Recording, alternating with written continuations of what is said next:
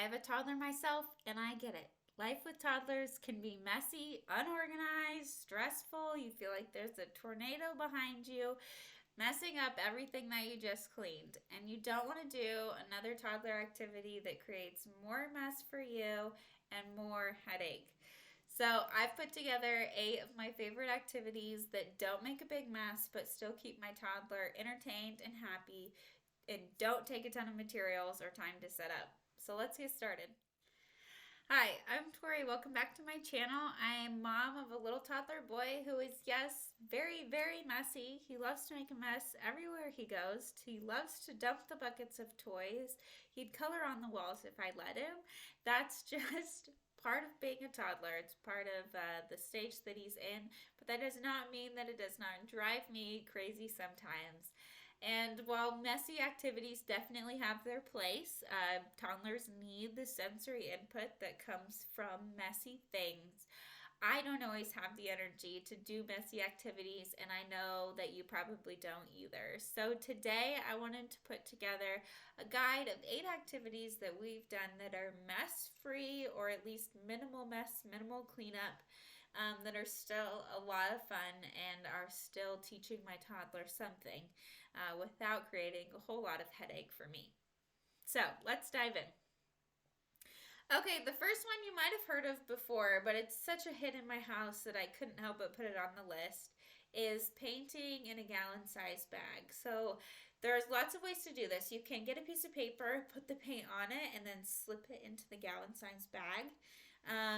You seal it shut. You might want to tape it if your toddler has started to figure out zip locks or if they bite at things. I always tape mine shut, just a little piece. For smaller toddlers or even for babies, if you want to do this, you can then tape the bag down to the table so that they're not trying to hold it with one hand and like paint with the other. Then they can just spread the paint around. But then there's like lots of ways that you can modify this and change it up if your toddler likes it. You can add tape to the piece of paper first so that when the paint dries, you peel the paint or that you peel the tape off, excuse me, and there's a design left behind. So this adds a second layer of fun to it and can create some art that you really do want to hang up on your fridge. Another one that we've done is foregoing the paper altogether and putting the paint in the bag and then taping the bag to the window. So like then the sun kind of shines through the paint, and where they make the lines with their fingers, the sun shines through there. And that's a lot of fun. It's just something different. You don't end up with any art in the end, but it is a lot of fun, and it's something that can even like hang there all day. And he comes back to it, he goes and plays with something else, and then he comes back to it because there's no mess. He's just free to do that. I don't have to worry about paint being all over my house, walls, and couch, which is fantastic. You then might find that you want to put other things in the bag, which I did make number 2. So instead of paint, you could use shaving cream with sprinkles, which is a lot of fun. The dye of the sprinkles kind of comes off in the shaving cream, makes really cool pictures. The dye from the sprinkles will also color a piece of paper if you put a piece of paper in there too, so that you have something to save afterwards. Or you can do the no paper method and do it on the table, do it on the window, do it or on the wall, whatever you want to do. Other ideas are whipped cream that you can put in there with sprinkles if you don't have shaving cream on hand, or you might choose to add something else like Fruit Loops would be a really fun, colorful thing you could put in the whipped cream. And then if you want to let them eat it afterwards, you could. Really anything you can think of that could go in there. You could add glitter in there if you're feeling particularly adventurous. I would suggest again taping the bag closed, and adding like shaving cream in there with it, or hair gel can be another one because of the thick consistency. It still gives them something to push around, but it's clear. And the bubbles can be a lot of fun sometimes. You might also find that you just have craft supplies laying around that you want to put in there, like pom-poms or googly eyes or little beads or something like that. Is a lot of fun to put in there with the clear hair gel, or if you have something else in mind, petroleum jelly or something that you're wanting to use up, those are great options. Okay, another one that my son loves is painting with water. Or if you want to make it a little bit more effective, you can let them paint with water and soap. The soap particularly is good outside. You can give it a quick hose down, whatever they were painting with their water and soap, and it's a little cleaner than when you started. But you can also let them do this in the house. There's occasions I'll just give him a little cup of water and a paintbrush and let him paint the walls. Now, sometimes the water spills. We have to clean up the water, but cleaning up water is nothing compared to cleaning up paint. So this is one that he loves, and he loves doing it with different types of paintbrushes, different sizes of paintbrushes, and then you could even mix it up. Let him do it with sponges, or let him do it with rags, letting them wipe things down. And they don't feel like they're cleaning. To us, it would feel like cleaning, but to him, he thinks it's a lot of fun. And they might even be cleaning for you in the process. Okay, number four is a favorite here is playing with tape on the walls. So a lot of times I'll use either masking tape or painter's tape because it's a little easier for him to manipulate, and it's a little stronger than when you use, say, like Scotch tape. And I'll gather up his little small toys and like his little Paw Patrol puppies or his little Blue's Clues dolls, and I'll tape them to the wall. And so he has a lot of fun getting the tape off the wall and then getting the little figurine out of the tape. And a lot of times with painter's tape or masking tape, it's not strong enough that even when it sticks to itself, I can't reuse it. So I'll just pull the pieces apart, stick another toy back on the wall. We go around and around. Now, this activity isn't quite as independent. If you have a toddler that has good fine motor skills, you will have to undo the tape, re-stick it to the wall, undo the tape, re-stick it to the wall. Eventually, he usually ends up just playing with the tape himself. So it may get more independent as they play this, but this is likely one that you'll need to be right there with him, helping him out with the tape. Okay, then number 5 is using contact paper, either against a window or on your table, and putting tissue paper on it. So you'll need to put it sticky side towards them and tape it down. Likely you can use the edges on one side, but then you'll likely need to tape like the top and the bottom. Tissue paper is really fun on a window because the light will still shine through the contact paper and the tissue paper. But if you don't want to put it on a window or you don't have tissue paper to use, you can always like rip up construction paper. You can rip up pieces of a magazine. Like really, they can stick anything to it that they want to. It's better if the pieces are smaller so that the activity lasts a little bit longer. You're not going through quite so much contact paper, but that's totally up to you. If you're doing this with preschoolers or a little bit older children, they can even do the pencil method of what you do with tissue paper, where you put the tissue paper over the eraser of the pencil and then stick it on the contact paper and it's all fluffed up. And they can make a picture with it if your child is capable of that fine motor skill. That's a way to add some more fun to it. Okay, then another one is water play. Kind of like painting with water, but I'm talking more about using waterproof toys that they can play with. So we often do this outside when it's warm, that he gets to play with his sand toys and his water table or balls or whatever in his water table, but we also do it inside, like in a cake pan, where he can play with blocks or things that are waterproof, his little figurines again. A lot of times I'll just put a bath towel down on the floor to kind of catch the water up, put the cake pan full of water on top, and let him go to town. Now, usually we need like an outfit change when this is over, and I do have to wash the towel because it's soaked. But it's just water, and to me, water isn't quite as much of a mess. Maybe it doesn't count as a mess. So we really like to do this one, and it helps him get a sensory experience in that's not nearly as difficult to clean up as, say, shaving cream or beads or something like that. Okay, then another one is balloons. My son could play with a single balloon for half an hour. But you add multiple colors in there. He loves to hit them around. He loves when they're like different sizes. He can try to fit them in his basketball hoop. He can try to play keep off the floor. There's lots of ways to play with balloons that don't make a mess.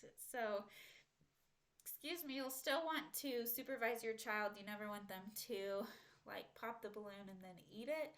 So they should still be supervised when they do this. But a lot of times they're able to play a bit more independently with balloons once they're blown up and once they're a little older. Okay, then the next one is cutting up magazines. If your child has started to do scissors, you've started to work either with safety scissors or even with plastic scissors, they may be able to cut up magazines if you have some just laying around the house, or sometimes there's places that you can get ones that are going to be recycled that they can cut just pieces out of, or if they're older, they might want to cut pictures out of magazines. Or I've even done art projects with kids where they cut specific colors out. So they'll cut the page into blues and greens and oranges, and then they'll take each of those colors and fill in some sort of bigger picture with the colors. So one that we've done is like an earth. So they hunted through magazines for blues and greens, and then they filled in a giant outline of the earth, which was a lot of fun. Sometimes the cut up, if they're capable of cutting small pieces, there can be a little bit of cleanup off the floor with this. And if you're using glue, then it can get a little messy if you're putting the magazine pieces onto something else. But in general, this is a fairly low mess craft activity. Okay, so then number 9 is sensory bottles. These do take a little bit more planning, but usually they can be done for pretty cheap. So if you drink bottles of anything, one of my favorites is if you drink the small bottles of like soda, save them, wash them out, take the labels off, and when you have a day to do this, maybe during nap time, you can fill them up with different things to create sensory bottles that are not messy. So some ideas that you can put in them are like beads or coins. These would make like shakers. You can also use food things like rice or beans, whatever you have on hand. You can make ones that aren't so loud if that's what you want, with like pom-poms, or if you fill them up higher with rice and hide objects in them, they can be like a find an objects. This is another great place you can use hair gel in small objects, because the hair gel will make them move slowly through the bottle, which is a lot of fun. You can do glitter in like different liquids. So you might do some oil and water with some glitter in there. Will make something really fun to shake up. My one tip is to super glue these suckers shut. Okay, you do not want that bottle popping open on your carpet. So make sure you super glue it. Make sure you're twisting it on really, really tight, and then test them before you give them to your toddlers. Don't ask me if I've learned that from experience. It's not a good story. But make sure you're getting those lids on really, really good so that your toddlers don't get them off, and this becomes a very messy activity. Okay, number 10 is a nature hunt. So going on a walk and saying that we're going to pick up various pieces of nature along the way. So this could be leaves, sticks, acorns, I don't know what else you might have in your place that you live, but just things that you know you're going to see. And maybe you make a list beforehand of things that you want to find, or you're just going to go walk and see what you find. Number 11 is making jewelry. So if your child's a little older and can do beads, that's great. You can make beads on string or beads on pipe cleaners, and make necklaces, bracelets, anklets, whatever it is that they want to. Short of spilling the beads, it's a fairly low mess activity. If your child is younger and you still want to work on these early beading skills, which is great to do, you can choose to use like edible objects instead, or really large beads. But some edible options include like Fruit Loops or Cheerios, other kinds of cereal that have a hole in the middle. Or you can use noodles, like hard uncooked noodles.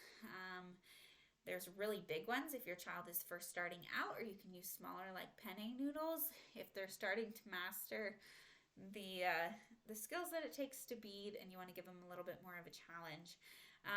Afterwards, if you're feeling down for a little bit more mess, sometimes they will do markers on them so that they can be colorful on the noodles, not the cereal. And I suppose if you want to do it with cereal, you could. But using markers to get the noodles now often like gets on their hands because it's still wet and they're like manipulating the noodles. So just something to keep in mind. It's a way that you can extend the activity, but it is a little bit messier to do.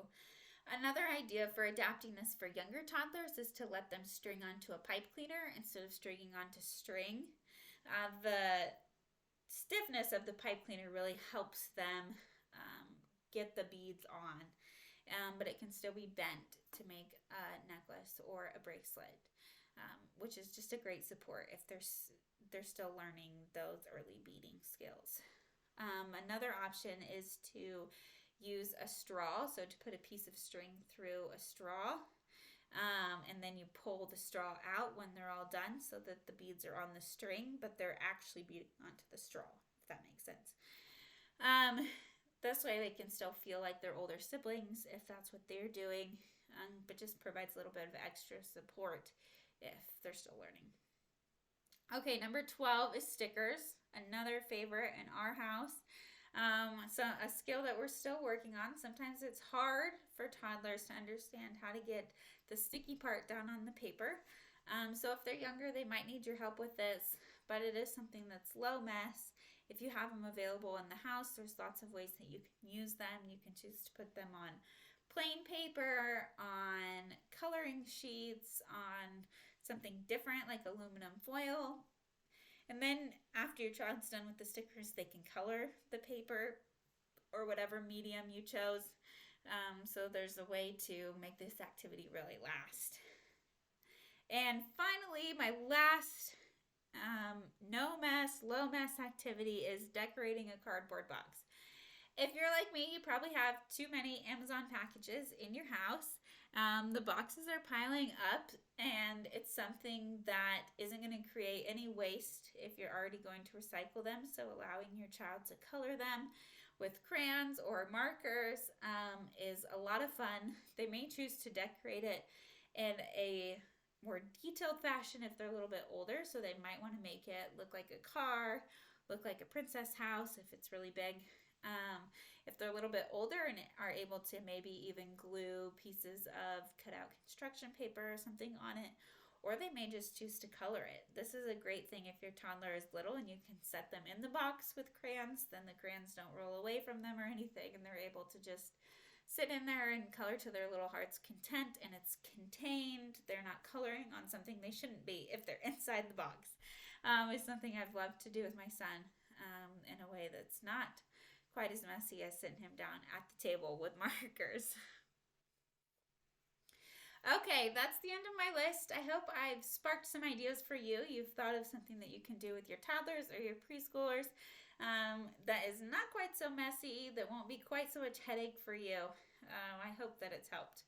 If you're looking for some more activities that don't require a lot of setup and don't require a lot of materials, you can find my activity guide down in the description below. These activities are also geared towards toddlers and preschoolers and have a learning focus while also being super easy to do and to set up. They outline exactly what you need to have and exactly what you need to do, along with ways that you can modify them to make them more fun for your toddler, a little bit more challenging if need be, or just different so you can use them time and time again. The download is free and it's right in the description down below. Thanks so much for watching my video. I'll see you next time.